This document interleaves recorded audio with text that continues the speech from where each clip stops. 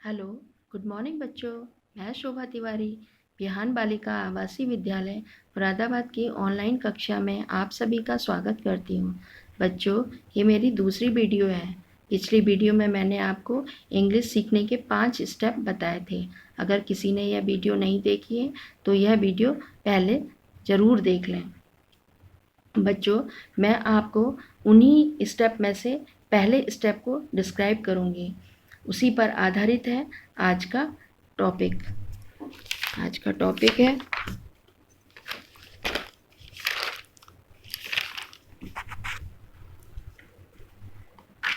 तो देखो बच्चों, हमने आपको जो स्टेप बताए थे उसमें सबसे पहला स्टेप बताया था आपको अल्फ़ाबेट। ठीक है, तो देखो उसी तो हमने टॉपिक लिया है difference between alphabets and letters. Difference का मतलब अंतर। बिटवीन किसके बीच में अंतर? अल्फ़ाबेट और लेटर के बीच में। अल्फ़ाबेट एंड लेटर के बीच में अंतर पहले जानेंगे कि ये क्या अंतर होता है, इन दोनों में क्या डिफरेंस होता है। अल्फ़ाबेट का मतलब होता है वर्णमाला। ठीक है, और अल्फ़ाबेट में 26 क्या होते हैं? लेटर्स होते हैं। अल्फ़ाबेट में 26 लेटर्स होते हैं। अल्फ़ाबेट जब हम ए से लेकर जेड तक एक समूह के रूप में हर लेटर्स को लिखते हैं तो वो क्या कहलाता है? अल्फ़ाबेट कहलाता है। ठीक है, यानी कि अल्फ़ाबेट में 26 लेटर होते हैं और प्रत्येक लेटर को जब हम समूह में लिखते हैं, ए से लेकर जेड तक के बीच में लिखते हैं, तब वो अल्फ़ाबेट कहलाते हैं।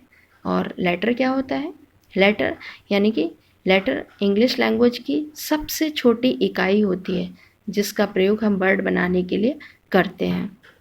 ठीक है, तो अब ये हमारे जो लेटर्स हुए, अल्फ़ाबेट हुए, उन अल्फ़ाबेट में से सपोज अगर हमने ये बी हमने वहाँ से उठा के एक वर्ड बनाने के लिए यहाँ पर लिख लिया।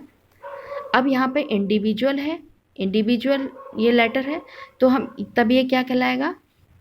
लेटर कहलाएगा। लेकिन अब यही बी जब हम ए से लेकर जेड तक के बीच में लिखते हैं, समूह में लिखते हैं, तो वो क्या कहलाता है? अल्फ़ाबेट।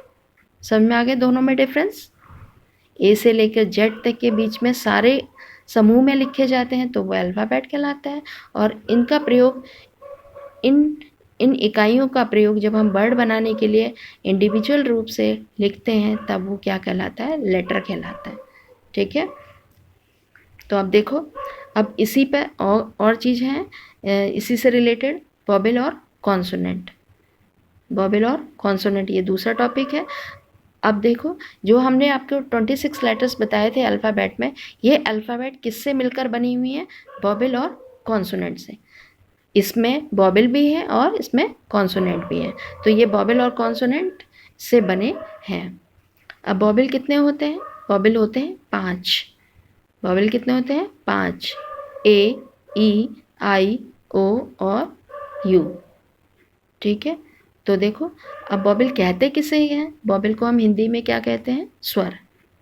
और ये वोवेल हम गले की सहायता से बोलते हैं। जब हम इनको बोलने की कोशिश करेंगे तो ये इसकी जो साउंड होगी, जो इसकी जो आवाज़ होगी, वो कहाँ से निकलेगी? गले से निकलेगी।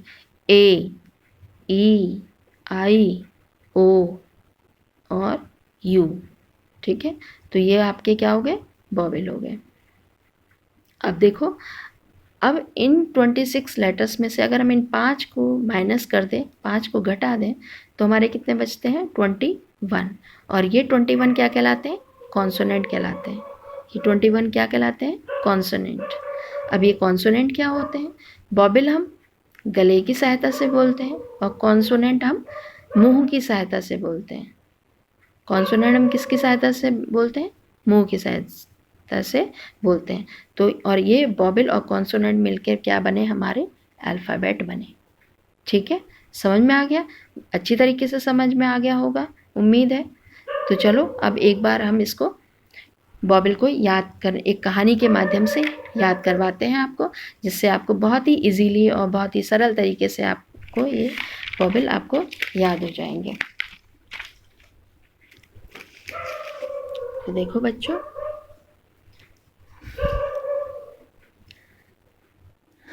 हमने आपको वोवेल कितने बताए थे? 5। ठीक है, और ये कितनी है हमारी 5, ये भी 5 है। तो एक एक बॉबल को समझते हैं अच्छी तरीके से। पहला हमने बॉबल आपको बताया था ए, ये भी ए है। और ए फॉर क्या होता है? A for aunt, A for aunt. ठीक। दूसरा बॉबल हमने क्या बताया आपको? ई। दूसरा बॉबल क्या है? E. E for elephant, E for elephant. Ant और एलिफेंट ये दोनों बहुत अच्छे फ्रेंड्स थे। ठीक है, आंट एंड एलिफेंट दोनों बहुत अच्छे दोस्त थे। तीसरा बॉबल हमने आपको क्या बताया? आई। और I for ice cream, I for ice cream. तो आंट और एलिफेंट ये दोनों आइसक्रीम खाना चाहते थे। क्या खाना चाहते थे? आइसक्रीम। ठीक है, तो ये हमारे 3 बॉबल हो गए। नेक्स्ट जो बॉबल है ओ, नेक्स्ट बॉबल क्या है? ओ। और O for orange, O for orange. और वो कौन सी फ्लेवर की खाना चाहते थे? ऑरेंज फ्लेवर की। तो आंट और एलिफेंट दोनों दोस्त थे, फ्रेंड थे, और वो आइसक्रीम खाना चाहते थे। और वो कौन से फ्लेवर की खाना चाहते थे? ऑरेंज फ्लेवर की। ठीक है, अब सबसे लास्ट में हमने आपको कौन सा बॉबल बताया? You. You for umbrella, you for under the umbrella. तो ये 5 हमारे बॉबल हो गए। आंट और एलिफेंट ये दोनों बहुत अच्छे फ्रेंड्स थे और वो आइसक्रीम खाना चाहते थे। कौन से फ्लेवर की? ऑरेंज फ्लेवर की खाना चाहते थे। कहाँ खाना चाहते थे? Under the umbrella. ठीक है, बहुत इजी है ना? तो आपको बहुत इजी से, बहुत सरल तरीके से इसको अब याद हो जाएगी। उम्मीद है अब इसको आप बहुत ही इजी तरीके से याद कर पाएंगे। ठीक है, तो आज आपका ये टॉपिक यहीं पर समाप्त होता है। अगर आपको इससे कोई चीज़ नहीं समझ में आई हो तो आप इस नंबर पर कॉल भी कर सकते हैं, कांटेक्ट भी कर सकते हैं। ठीक है, धन्यवाद।